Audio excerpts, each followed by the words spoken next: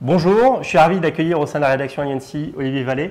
Bonjour Sylvain, merci de ton accueil. Olivier, tu es PDG du groupe DocaPost. Alors, on serait ravi d'en savoir un peu plus. Donc DocaPost, oui, on est détenu à 100% par le groupe La Poste et on est la filiale en fait numérique du groupe La Poste.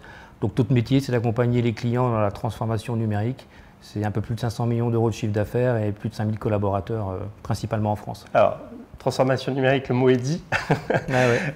Je serais ravi de partager avec toi ta vision de cette transformation numérique sur les marchés que vous adressez.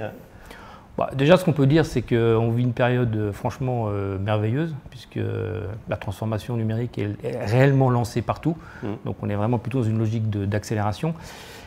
Nous, on est beaucoup sur le secteur de la banque et l'assurance, le secteur de la santé et le secteur public, notamment avec un focus collectivité territoriale.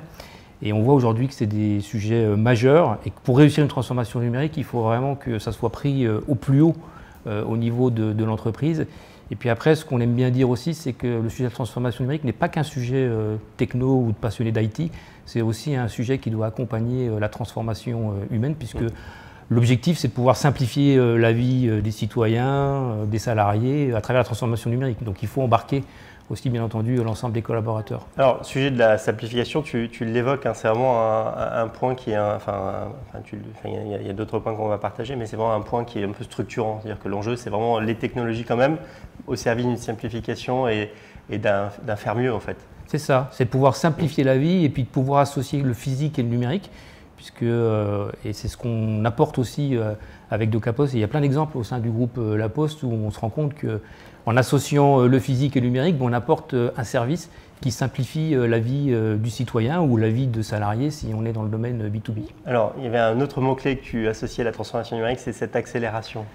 Oui, c'est une vraie accélération puisque d'abord tous les secteurs d'activité sont touchés. Il y a une attente forte aujourd'hui des clients des entreprises. Donc on n'a pas le choix, il faut y aller. Et puis en plus, ça impacte l'ensemble des business models des entreprises. Et franchement, on vit une période, moi je trouve passionnante, puisque ça ne s'est jamais autant accéléré et il y a plein d'opportunités où en plus les frontières bougent. Donc, les frontières, elles bougent, tu le disais, en interne déjà dans les entreprises, bien sûr, et puis elles bougent aussi dans les métiers que l'entreprise est susceptible d'adresser. Oui, si je parle d'un client que je connais bien maintenant, ou d'un groupe que je connais bien plutôt, qui s'appelle La Poste, quand on voit que La Poste aujourd'hui a lancé un service qui s'appelle Veiller sur mes parents, quand La Poste lance un service pour aller livrer des médicaments à domicile, voilà, c'est une évolution du business model et puis des nouveaux services qu'on peut apporter. Donc c'est une belle illustration. Donc c'est donc un autre mot-clé sur cette transformation numérique, c'est cette logique de coopétition qui fait qu'aujourd'hui on est amené à faire évoluer beaucoup de nouveaux produits avec des partenaires qui peuvent devenir des concurrents. Enfin, ça bouge beaucoup, ça va dans tous les sens. C'est passionnant. Chez DocaPost, cette transformation, elle vous impacte comment aujourd'hui ? Elle nous impacte comme tout le monde, puisqu'on a nous-mêmes aussi notre propre transformation à faire, puisqu'il n'y a pas de raison qu'on n'ait pas aussi nous-mêmes à se transformer. Tu disais, c'est aussi un enjeu de montrer l'exemple, sinon ça devient compliqué. C'est aussi de montrer l'exemple, puisqu'il faut aussi qu'on soit exemplaire dans la transformation digitale. Donc ça bouge aussi les organisations, ça transperce les organisations et de plus en plus, on est amené à mettre des organisations qui sont agiles ou modulables, et ça impacte aussi bien sûr nos collaborateurs.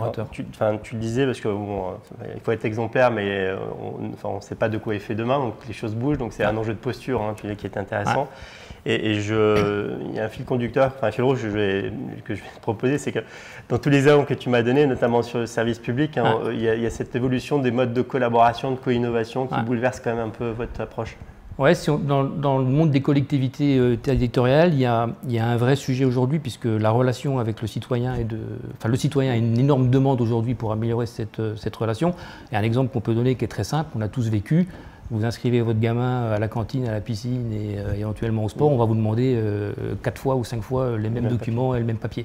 Donc comment on fait aujourd'hui pour pouvoir développer des plateformes de services omnicanal qui permettent d'améliorer la relation citoyen et qui permettent de mutualiser des back-office au niveau de collectivités territoriales. Et là aujourd'hui, on a lancé un certain nombre de projets avec des collectivités qui se regroupent et qui aujourd'hui co-développent avec nous ces plateformes de services dans une logique d'amélioration de la relation citoyenne. Des plateformes qui sont censées être ouvertes pour pouvoir agréger plein de services. Qui sont ouvertes, qui vont s'interconnecter éventuellement avec d'autres startups, qui vont s'interconnecter avec des éditeurs métiers, mais qui, une fois encore, vont permettre aux citoyens de pouvoir avoir une relation fluide avec sa collectivité territoriale en associant toujours le numérique et le physique. Autre sujet qui est important et qui est illustré avec le sujet que vous adressez, qui est la santé. Hein. Enfin, c'est intéressant de voir comment aujourd'hui, on doit penser le service avec l'utilisateur final, donc le To-C, donc y compris avec on pense le service grand public en fait. Hein. Absolument. Et on remonte la chaîne. On a de plus en plus, nous, l'idée de dire on lance des offres de services qu'on appelle biface, qui sont à la fois To-C. Donc là, par exemple, on a lancé une application qui s'appelle La Poste e-Santé, donc qui est gratuite, que vous pouvez télécharger aujourd'hui sur n'importe quel store, donc pour adresser le To-C. Et puis en même temps, c'est une application qui est extrêmement utile dans le monde B2B2C. Et là, on a signé un partenariat avec le premier groupement de cliniques en France qui s'appelle Elsan, c'est plus de 2 millions de patients, où là, on va co-développer ensemble des parcours de santé en intégrant des médecins pour pouvoir digitaliser complètement le monde des cliniques avec un seul objectif, c'est d'améliorer la relation entre le patient et le médecin. Donc ce phénomène, on n'est plus en réponse à un cahier des charges ou un appel d'offres, on se met dans une posture de collaborer, d'imaginer des services nouveaux, ça crée vraiment une... on crée, là typiquement, on a annoncé ce partenariat, on a créé des groupes de travail, il y a des médecins, il y a des informaticiens, il y a des personnes du groupe Elsan, et puis progressivement, on co-construit ensemble différents services. Donc c'est un bel exemple, avec une ouverture sur les startups, puisqu'on connecte aussi des objets connectés et éventuellement d'autres startups qui viennent s'interfacer dans notre plateforme. Tu fais le lien avec l'autre point que je voulais aborder avec toi, c'était French IoT aujourd'hui. Donc French IoT, c'est un programme qui existe depuis plusieurs années, dont l'objectif est de pouvoir créer des binômes entre une startup et un grand industriel. Donc on a des partenariats avec Médéric Malakoff, avec Cogedim, avec d'autres grandes sociétés. On sélectionne ces startups. Et puis, on en emmène tous les ans une quinzaine au CES de Las Vegas, dont l'objectif est de pouvoir les aider à pouvoir développer leur business adossé à un industriel. Alors tout ça est foisonnant, hein, et tu le disais, ça va très vite. Donc cette rubrique, elle s'appelle Coup de boost. Tu avais un axe que tu voulais partager avec nous en fait. Nous, le boost, on met beaucoup sur la partie acquisition, puisque...